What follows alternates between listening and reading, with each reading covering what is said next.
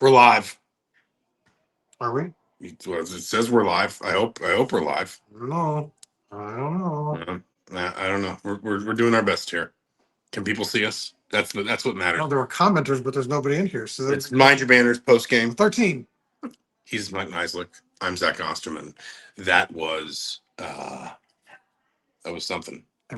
I mean, we kind of joking. I said, this was going to start to look like that Michigan State game. And he said, whoa, whoa, whoa. I don't think they're going to get beaten that bad. It actually That is not what I said. I said slow down. But now, in fairness, we might have both been wrong because it looked like more like the Purdue game. I mean, it's not a joke. I mean, in the fourth quarter, the second team, they emptied the bench in the at the start. And Kobe Martin ran for 100 yards. And Kobe Martin ran for 100 yards in the fourth quarter. Touchdowns. I mean, you know, I had it winning by more than you. And yeah, we had talked about the week that I thought Cignetti's confidence kind of that he displayed throughout the week kind of told me that they felt they were going to hang one on them and beat them handily. But I don't think, even in your rosiest of pictures, the 63-10 final score would be on your scoreboard. I mean, it's that there was a stat floating around that you and I both kind of rolled our eyes at that this is the most points a Big Ten team scored against an AP top 10 team in history, and I thought about that until I saw our friend Adam Rittenberg from ESPN contextualize it. Ohio State had scored 62 twice. Like Indiana now owns that record. But now, see, not, you know what's funny is not Ohio State, not Michigan. Sure. Like that Indiana owns a record like that. Well, and I think their biggest win, they only had one other win over a top 10 opponent that was more than one possession. That was that Ohio State game. They only have 7 total now. And only one, and this is obviously. Do you think Brett Bielema calls this the darkest day? But can you see it being like now? They've won 2 big, so now it's like, well, this team really wasn't. Illinois wasn't on that. Like that they might have already toned it down a little bit. So that no, but I mean, I joke because what the narrative has been about this team, and Curt Cignetti really wanted to talk about it, but he caught himself and was very careful with kind of how he framed things, kind of didn't take the bait. But the narrative has been for 9 months that this team didn't beat anybody, didn't have a signature win. Their success is their schedule, and that's even carried over into this year because obviously the non-conference schedule was what it was. But you could see tomorrow the narrative, them finding ways to change it. But I think they did enough in this game to sort of say, like, look, play that game, we'll beat the next person. This was so lopsided that you can't pick it apart. And Illinois won 10 games last year. Like, there's a reason why they're a top 10 team. And I'm not sure. I'm not convinced. Certainly with their offensive line play, that they're a top 10 team. But it wasn't outlandish to have them there. It wasn't like last year. Who was it that beat? Was it Georgia Tech beat Florida State in Dublin last year? And it was like, whoa, they're bad. Look at this. Look at this really impressive week 0 win for Georgia Tech. And then it turned out Florida State was just terrible. But there are reasons to believe Illinois is a good team, at least a good team, a bowl team. It was a good team. Yeah. Look, I say anecdotally, and in the cold light of day, we'll see what it looks like in the polls and things like that. I saw people, pundits, sports writers, take note, national talking heads in college football, even people who I think are on record as not particularly caring for Curt Cignetti's personality or his sort of brand of bravado. Yes. Looking at this game and just saying, oh, wow. This is just, that is a damn good football team just laying one on an Illinois team that was just not ready to be defeated. I think the couple things stand out to me. I mean, we can get to the game itself, which won't take very long because it was 63-10. So Indiana outgained Illinois by 418 total yards. I mean, just a massacre. But the Cignetti walked off the field with a smile, which rarely happens. Mm-hmm. And then he was talking to, I think, one of his director of ops or one of his behind-the-scene people, and he did this. I think he was summing up the game. But the idea that he had a moment of levity and being happy. I mean, he doesn't let that moment hit him very often. And then the opposite view of the sidelines, like some of the images of Brett Bielema during the game, after the game. I mean, he said, I think the quote that I saw circulate because we were in Cignetti's press conference was basically just, I've never been a part of something like that. Like he was, and he has, but on the winning side. But he looked like he was going to throw up at one point. He was so disgusted. I mean, and there was a video. I don't know if you saw the video of him freaking out on the sidelines, like No. losing his mind. Like, I mean, those are the images that stick with you because they're outliers, right? You don't see necessarily coaches that get demonstrative in a loss. Like, that shows you, Cignetti talked about breaking their will. And that wasn't, He used that quote like 4 times. Like, but I mean, yeah. that was but like that was clearly the like if you could have asked him to just sort of like, How do you feel about this game? Yes, Bring like- it forward. Right. what is Like, that's it. the That's title of the book We that you're going to broke write the about yeah. this game? Broke the And- story of Indiana, Illinois. But I think that's what sort of stands out. I mean, like, we can get into the numbers and how this all unfolded, but like when you're talking about what's the defining image of the game, what stands out, what I'm going to remember about it, it's those moments. Because, like I said, like, I mean, even as IU rolled to 10-0 last year, Cignetti rarely sort of enjoyed the moment. Like, he was always focused on the next game, next thing, next task, and he still is that way. But the idea of like this one did mean a little something based on kind of how the last 9 months has unfolded, and just how, like, breaking their will. Like, you saw it on Illinois sidelines. He wasn't just talking. That wasn't his bravado. He was literally describing what had happened. Yeah, I mean, if I can do one more like bigger picture thing that I think is part of what I'm going to try and capture my insight, and then we can talk about the game. It is Spoiler alert. It is that Don't like listen if you want to read. there was an extent to which last year, fair or not, it felt like Indiana got to a place where it was riding the crest of a wave, where you sort of had week after week. Here comes Indiana, confident, unstoppable. They just they have so much self belief. What a story this isn't. Sometimes you can almost just get swept up in narrative. Like that is, I think that is part of why people like college sports, is because they are still very young adults, and it is sometimes possible for things to just be carried away by the narrative. And certainly Indiana fans have seen that in the opposite direction. I think about that 2-10 2021 season, for example, where there's so much hope and there's so much hype.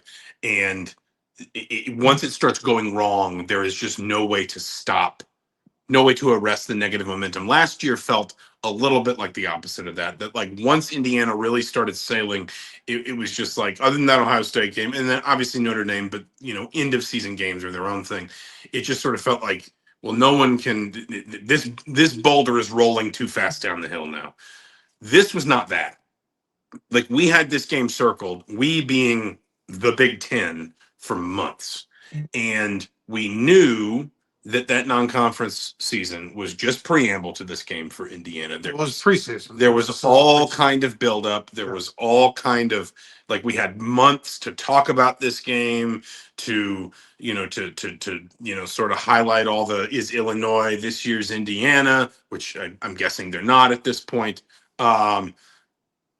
This was Indiana needing to, I think, act like a big boy program, and I would say they did.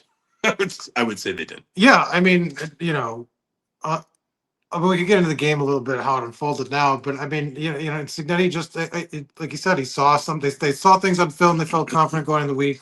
I don't know if you would have predicted this kind of beatdown, but they felt good. And I mean, I said in just my analysis, quick piece, that Illinois was outclassed in all three phases, and like, I mean, it was honestly the only shame is that Indiana dropped those 2 pick sixes.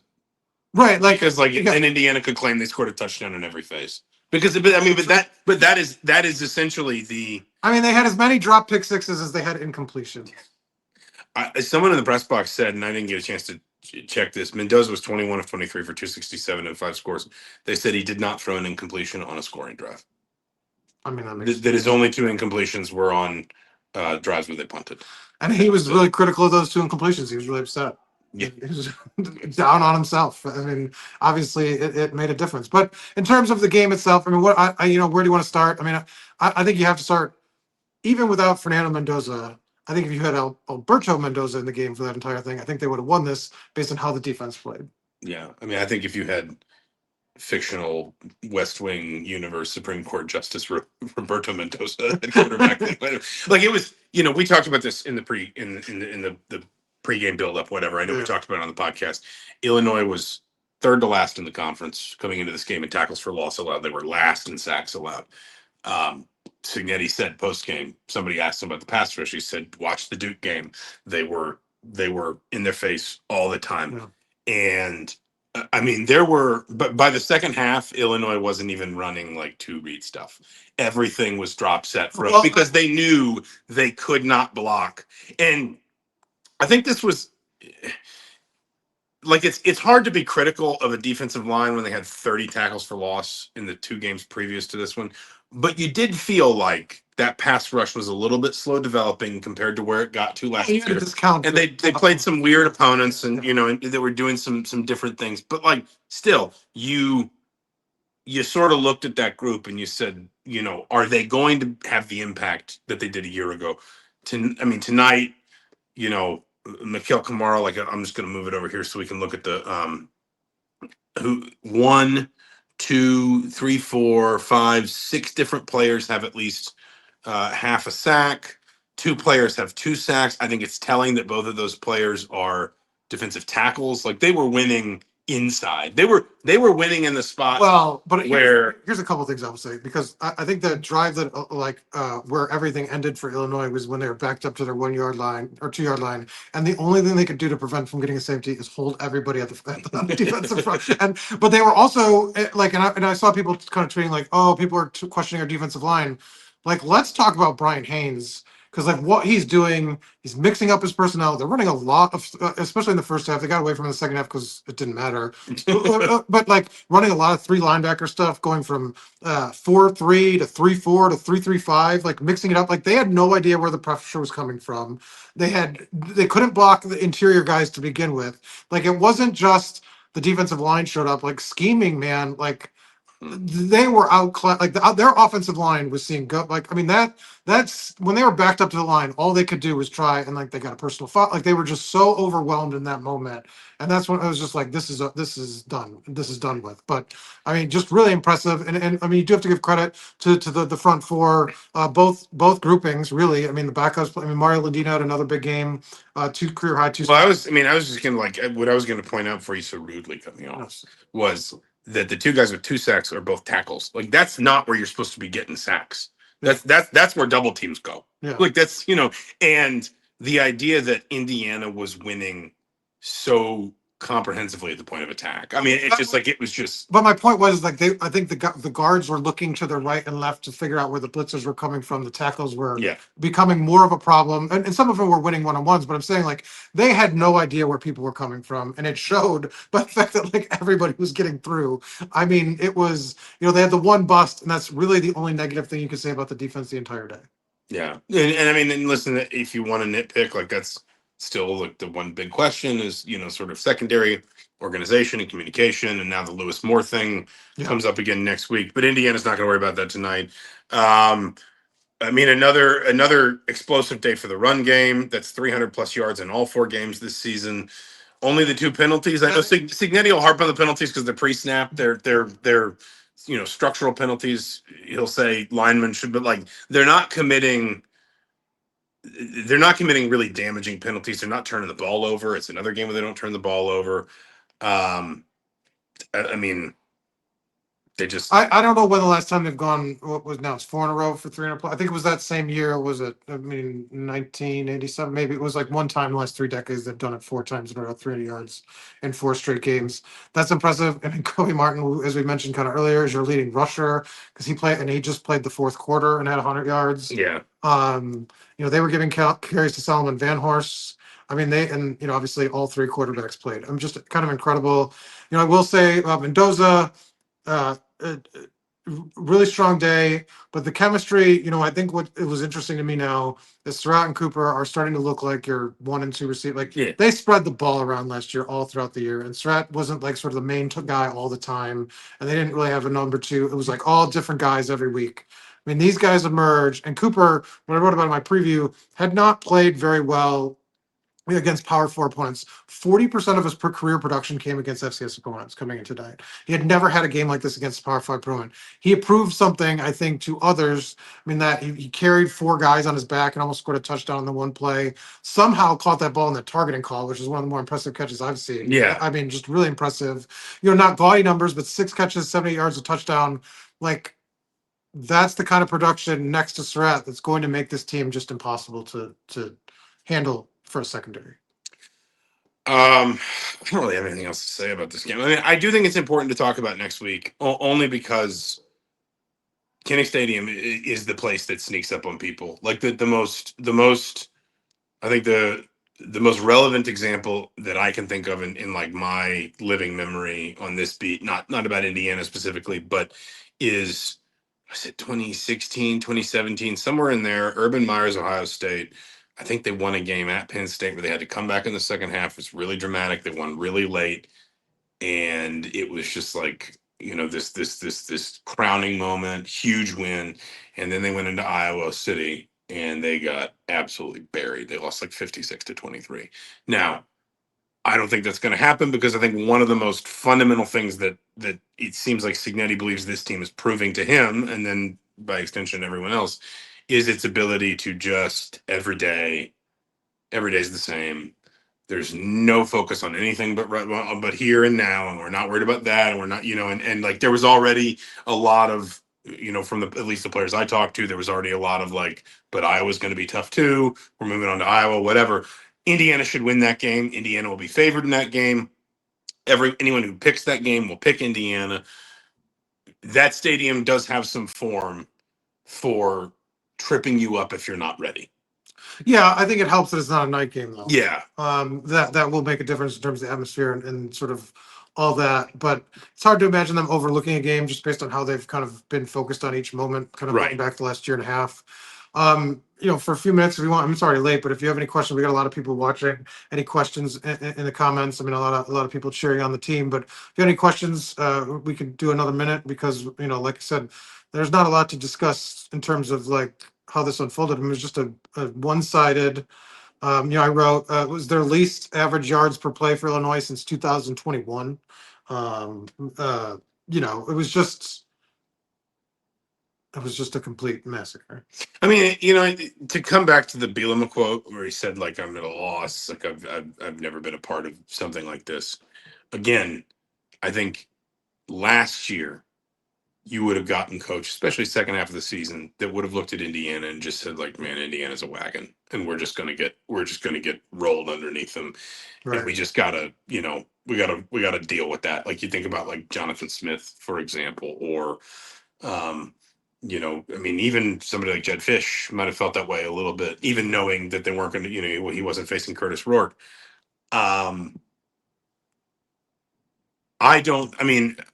If you could have gotten Brett Bielema in an honest moment, I don't know what he tells you pregame he thinks this game's going to be, but I don't think he thought that his team was all the scenarios so comprehensively right. far behind, that the gap was this wide.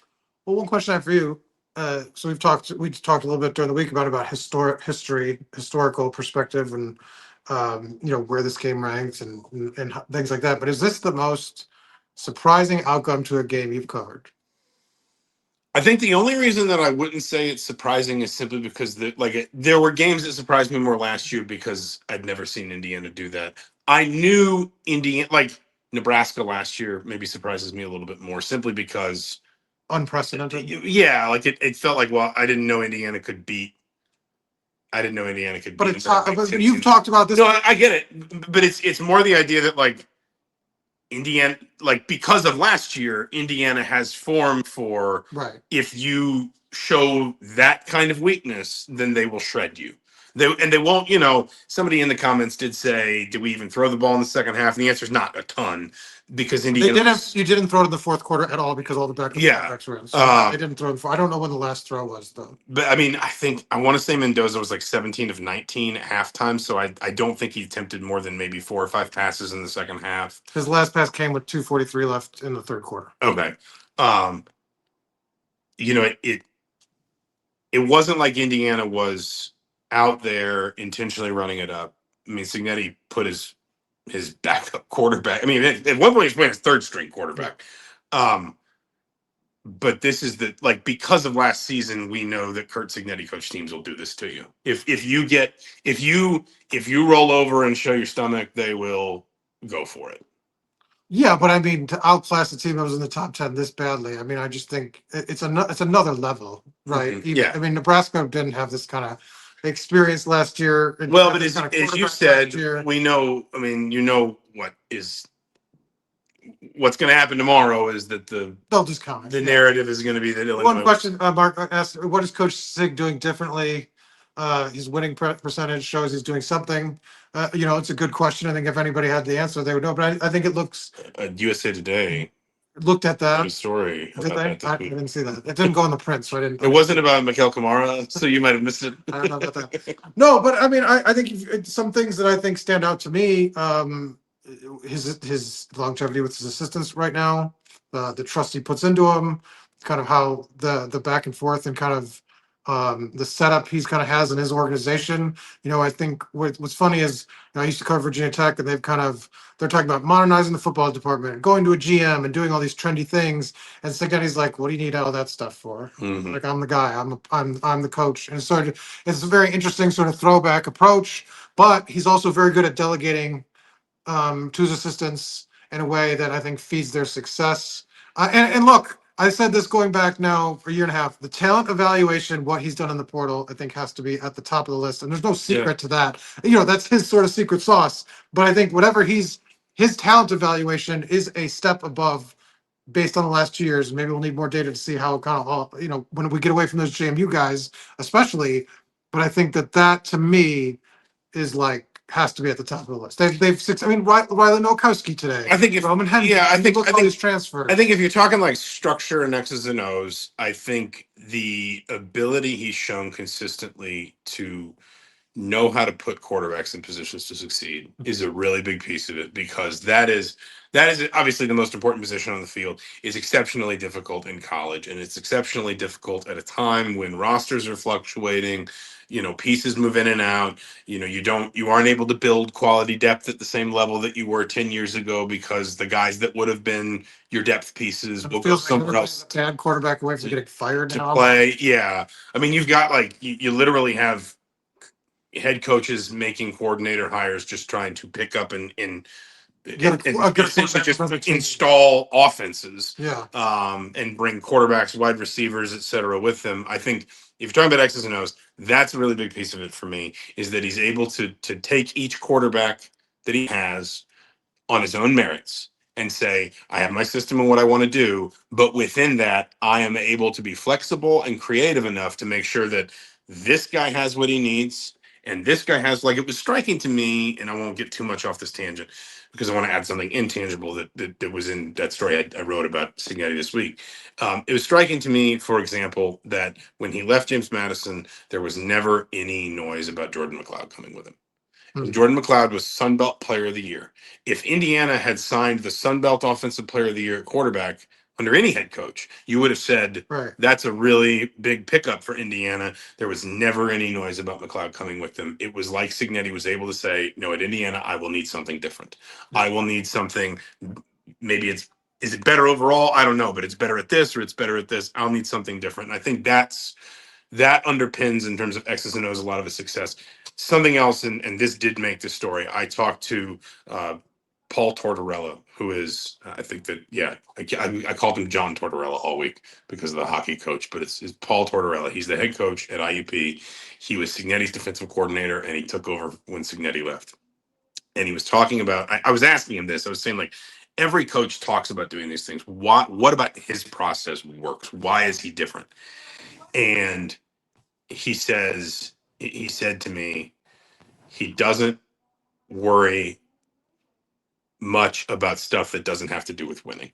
And he said there are a lot of coaches that will try to micromanage, that will fill up their plate every day with stuff that is window dressing or is just for show. I mean, and I'm paraphrasing here. He didn't say this quite as wordy as I am, but there are coaches out there that will try to do too much, whether it's because they can't let go and delegate, or it's because they want to be seen doing these things, or whatever. He said he just does not worry much about stuff that doesn't have to do with winning. And I think that you see that transmitted to his players. I think his players take that throughout the offseason. Whenever I talk to people around the program, the phrase I heard more than anything else was businesslike. And I think you see that from a head To coach. me, like, business like is what everybody tries to do, but I get it. I get that. I know But what you're saying, but yeah. like some of that I think is, but I guess like, again, that if you can have a percentage of hit rate on these transfers, like this is like, I mean, just astounding because the level of what they've signed. Like, I mean, you're talking about 90%, like of guys that have worked out and kind of had roles. Like, I just think, and when he goes back to his film study and like his habits and how much film he watches. It also goes back to, though, I don't want to go too long. We're already past 25 minutes and it's very late. We got a lot of work to do. It's not just about scouting, though. It's also about creating the right environment. Like, so in soccer, there was a study done, a bunch of like Liverpool sort of backroom came up with this list of reasons why a transfer fails. Mhm. And like the hit rate in the soccer transfer is about 50-50, give or take. And Liverpool had a run of like 5 or 6 years where their hit rate was like 95.5. Yeah. And their point was every time we looked at a player, yes, we were looking at the attributes and the skills and what the numbers were telling us, but we were also looking at this list of reasons that we sort of honed in on about why transfers fail and say, like, can we eliminate these? Yeah. And if we can't, then maybe we set that player aside. Whatever the numbers say, if we can't eliminate these sort of uncontrollable factors, then we set that player aside. I think there is also that piece of it for him on the back end, which is, again, But all and you see things this with yeah. it's yes, the ability to scout and to identify and things, but I think even more than that, it's the ability, once he gets a hold of a player, to recognize how to get the best out of that player, what that means in terms of how he challenges them, what that means in Yeah. terms of how he uses them in his system. I just think that that's there are just coaches who see that better than others. I think this is one reason why Indiana is getting paid off for hiring a 63-year-old head coach, when a lot of people wouldn't have done that. A lot of people would not have, in this sort of like NIL era and everything, a lot of people have said, no, Yeah. you got to go younger, you got to go energy, you got to go enthusiasm. And Indiana said, we want someone experienced. We want someone who has a long track record of running their own program and knowing how it's done and knowing what the winning process looks like. Well, That's what they're getting. let's end on this. This it doesn't reset the season, but now we're past sort of this first block. What's the ceiling of this? Does this change? Does today change where? Like, so what? We had 10. I think we each had 10-2. We each had 10-2. I think we had the same loss. And I think we had him winning. I had him winning a playoff game. I think I did too. And so, does this reframe any of that? And what are your sort of expectations? Like, obviously, Oregon's in 3 weeks. Yeah, I don't think. I mean, does this what does this do to that? I still lean 10-2 purely because Oregon and Penn State are very difficult places to go. Like it's hard to. One of those was at home. Would you be like? Yeah, I think so. But I am starting to believe that on a night like this makes you believe on the balance of probability they'll still find a way to win one of those. One of Oregon or Penn State. And I'm, like I said, I still stick to 10-2, and that's more out of respect for what those programs are, what those atmospheres are. What I will say is, let's live in a world where they do what they should against Iowa next week and they don't get upset along the way, like the rest of the way home, and they go 10-2. I think this is the kind of game that allows them a different level of, even if it is what we think it is. They go 10-2, they lose to Penn State, they lose to Oregon. Maybe they even lose one of those by a couple scores. Maybe even one of those takes on the complexion of like the Notre Dame game a year ago. I think a game like this gives them ammunition in the selection room to say. Speak to that. It's true. We'll talk. Let's talk about that on the podcast. Yeah, because I want to get. But you know what I'm saying. I think a game like this says. No, absolutely. It reframes those discussions online. I just was curious about this raises what you think their ceiling is. Like if this now looks. I think I do. Like in your mind, yes. Like because here's the other part of this. Do you want to get this team on a neutral field in January? Because I don't. Right. Like, do you want to get them at home now? Do you or do you want to get maybe they host a game, then like do you want to get them in Mercedes-Benz in Atlanta? Weather's not a factor. Yeah. The maybe it's, I don't know who they're playing, but assuming it's not like an SEC team, maybe the crowd's not a factor. Right. I think it's pretty clear Indiana fans are going to show up in that, in that scenario. Like I would not want a Curt Cignetti coach team in a climate controlled environment. I mean, put it that way. Like, you know what I mean? Like, I just like the greatest show on turf 2.0. That's right. Yeah, no, I think it does. I think it's gonna. I think those are if they make it through Iowa, that Oregon game, and we got 2 weeks leading up to that game here with the bye week. Those will be interesting discussions to see how Indiana. We joked about people discounting this win now, but how that conversations are framed now because Oregon's been kind of a juggernaut, but like. Man, like this team now feels like if Oregon they're gonna be able if to- Oregon had done this, we would Yeah, be crown them, we would be yeah. reframing Yeah. everything Yeah. around Oregon. Yeah, So yeah, I know, absolutely. So I just think it's an interesting discussion. One we'll probably keep having here as we go forward to the next couple weeks. big one next weekend. I mean, I am serious about Kinnick.